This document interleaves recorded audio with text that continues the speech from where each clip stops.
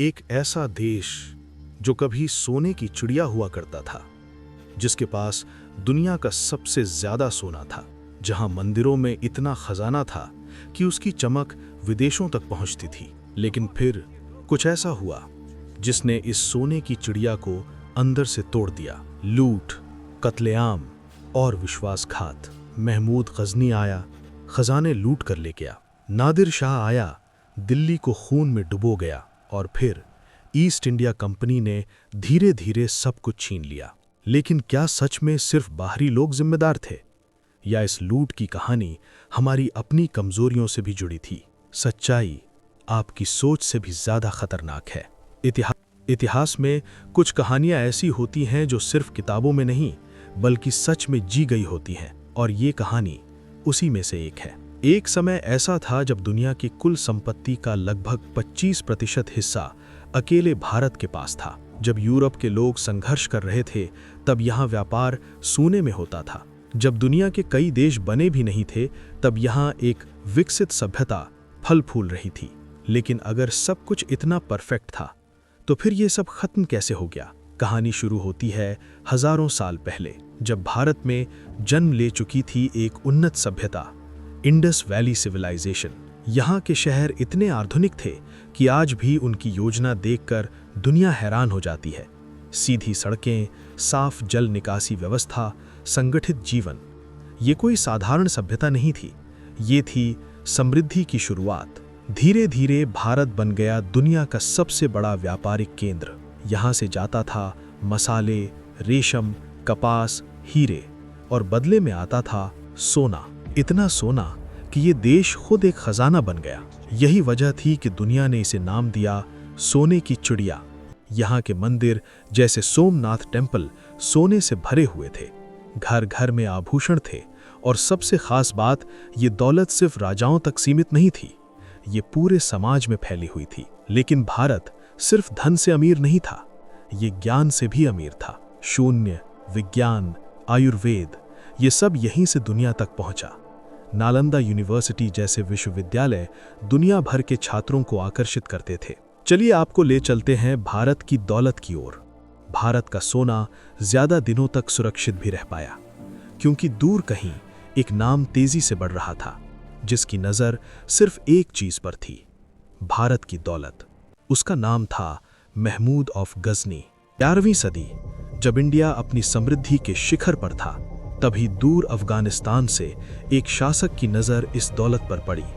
उसका नाम था महमूद ऑफ गजनी।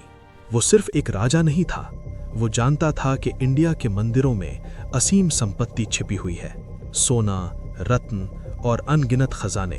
और सबसे आसान निशाना थे वो स्थान जहां ये सब एक जगह इकट्ठा था। और फिर शुरू हुआ हमला। एक बार नहीं, 2 बार नहीं, बार बार। महमूद ऑफ गजनी लगातार भारत आता रहा, हर बार लूटता रहा, और हर बार यहाँ की दौलत को अपने साथ ले जाता रहा। धीरे धीरे इस देश का खजाना खाली होने लगा, लेकिन उसकी नज़र एक ऐसी जगह पर थी जिसकी चर्चा दूर दूर तक थी। एक ऐसा मंदिर जो सिर्फ आस्था का नहीं बल्कि अपार संपत्ति का केंद्र था, सोमनाथ टेम्पल। 1025 ईस्वी महमूद ऑफ गजनी अपनी सेना के साथ वहां पहुंचा। मंदिर के बाहर हजारों लोग खड़े थे, अपने विश्वास और अपनी संपत्ति की रक्षा के लिए। युद्ध हुआ, भयंकर युद्ध, लेकिन ताकत का संतुलन बराबर नहीं था, और अंत में मंदिर टूट गया। जो हुआ वो सिर्फ एक हार नहीं थी, वो एक ऐसी लूट थी जिसने पूरे देश को हिला दिया। सोना, रत्न, कीमती वस्तुएं इतनी मात्रा में कि उन्हें ले जाने के लिए सैकड़ों ऊंटों की जरूरत पड़ी। महमूद ऑफ गजनी सब कुछ अपने साथ ले गया, और पीछे रह गया एक टूटा हुआ मंदिर और एक ऐसा घाव जो सिर्फ पत्थरों में नहीं बल्कि लोगों के मन में था। ये सिर्फ संपत्ति की हानि नहीं थी, ये एक चेतावनी थी। पहली बार भारत ने महसूस किया कि उसकी समृद्धि ही उसकी सबसे बड़ी कमजोरी बन सकती है। और सबसे खतरनाक बात, ये तो बस शुरुआत थी। अब दुनिया को पता चल चुका था कि यहाँ एक ऐसा खजाना है जिसे बार बार लूटा जा सकता है। महमूद ऑफ गजनी चला गया, लेकिन वो एक रास्ता छोड़ गया, एक ऐसा रास्ता जिस पर अब और भी लोग चलने वाले थे। कुछ साल बाद एक और नाम उभरा जो सिर्फ लूटने नहीं आया था, वो आया था यहाँ राज करने। उसका नाम था मोहम्मद गौरी। 1191 मोहम्मद गौरी का सामना हुआ भारत के शक्तिशाली राजा पृथ्वीराज चौहान से। पहली लड़ाई, और इस बार भारत ने जीत हासिल की। लेकिन कहानी यहीं खत्म नहीं हुई। 1192 मोहम्मद गौरी फिर लौटा और इस बार वो पूरी तैयारी के साथ आया। रणनीति बदली, सेना बदली और किस्मत भी। तराइन की दूसरी लड़ाई में पृथ्वीराज चौहान हार गए और यहीं से इतिहास ने एक खतरनाक मोड़ ले लिया। अब ये सिर्फ लूट नहीं थी, अब ये था कब्जा। मोहम्मद गौरी ने भारत में अपनी सत्ता की नींव रख दी और अपने एक भरोसेमंद व्यक्ति को यहाँ का शासक बना दिया। उसका नाम था कुतुबुद्दीन ऐबक। यहीं से शुरू हुआ दिल्ली सल्तनत का दौर, एक ऐसा समय जब अब विदेशी शासक भारत पर राज कर रहे थे। अब लूट छुपकर नहीं होती थी, अब ये होती थी व्यवस्था के नाम पर। किसानों पर भारी कर लगाए गए, स्थानीय उद्योगों को धीरे धीरे खत्म किया जाने लगा। भारत का कच्चा माल सस्ते में लिया गया और तैयार माल महंगे दामों में वापस बेचा गया। धीरे धीरे भारत की दौलत सीधे इंग्लैंड जाने लगी। जो देश कभी दुनिया को अमीर बनाता था, अब खुद गरीब होने लगा। और यही सबसे बड़ा बदलाव था। सोने की चिड़िया अब अपने ही पंख खोने लगी थी। लेकिन क्या ये अंत था या अभी भी बाकी थी? अब इंडिया एक लंबे सफर से गुजर चुका था, समृद्धि से लूट तक, और अब लूट से गिरावट तक। ब्रिटिश ईस्ट इंडिया कंपनी अब सिर्फ एक कंपनी नहीं रही थी, वो बन चुकी थी पूरे भारत की असली ताकत।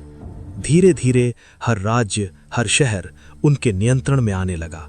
लेकिन सबसे बड़ा असर पड़ा भारत की अर्थव्यवस्था पर। भारत की असली ताकत थी उसका स्थानीय उद्योग, कपड़ा, हस्तकला, कारीगरी।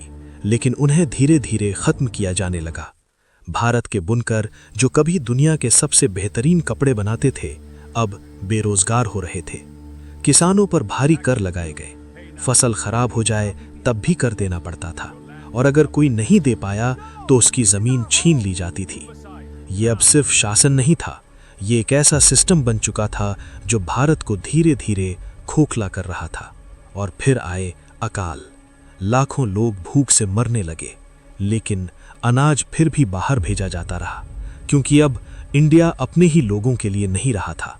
एक समय था जब यहाँ सोना बहता था, और अब लोग रोटी के लिए तरस रहे थे।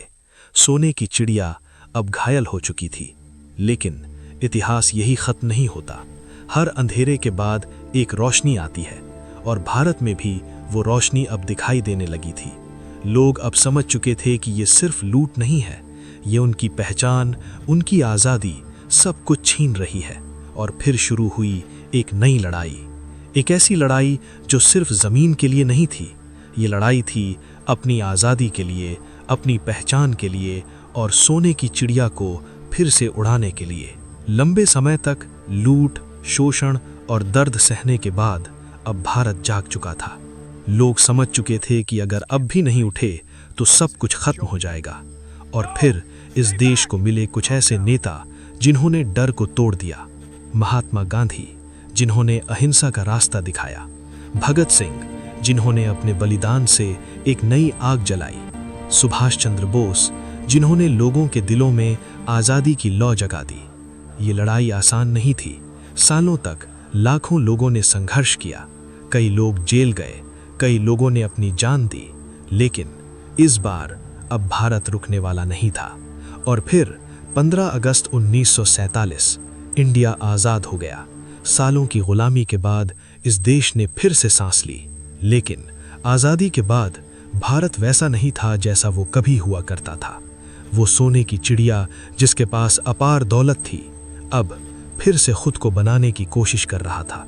धीरे धीरे भारत ने फिर से उठना शुरू किया। नई सोच, नई ताकत और एक नया सपना। लेकिन असली सवाल आज भी वही है, क्या सोने की चिड़िया सिर्फ सोने से बनती है, या उसकी असली ताकत उसके लोगों में होती है? शायद सोने की चिड़िया कभी मरी ही नहीं थी, वो बस कुछ समय के लिए घायल हो गई थी, और आज वो फिर से उड़ने की कोशिश कर रही है। क्योंकि एक देश की असली दौलत उसका सोना नहीं, उसके लोग होते हैं।